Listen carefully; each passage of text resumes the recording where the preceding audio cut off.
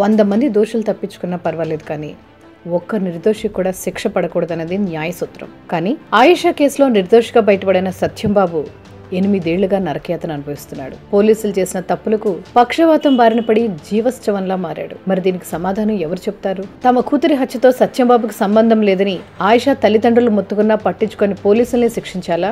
కొంతమంది అధికారులు, నాయకులు, అసలు దోషులు కలిసి సత్యాన్ని ఇరికిచ్చారని మొరపెట్టుకున్నా కనికరించనే కర్కశ కాకీలపై చర్యలు తీసుకోవాలా?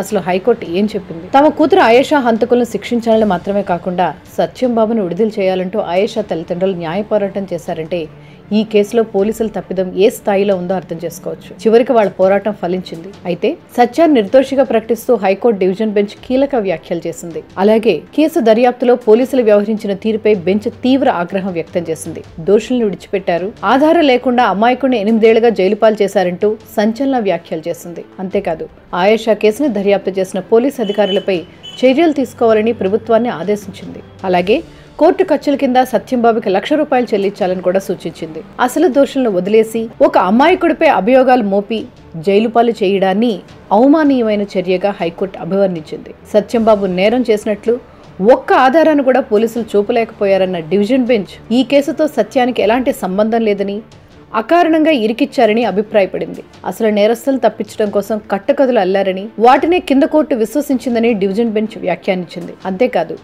ఆయేషా తల్లి ఆరోపిస్తున్న వ్యక్తికి కోర్టు అనుమతించినా పోలీసులు ఎందుకు నార్కో పరీక్ష నిర్వహించలేదని హైకోర్టు ప్రశ్నించింది. ఆయేషాను చంపాక నిందితుడు ఆమె గదిలోనే కూర్చుని తాపీగా లేఖ రాసినట్లు పోలీసులు చెబుతున్న కథనం నమ్మశక్యంగా లేదంది.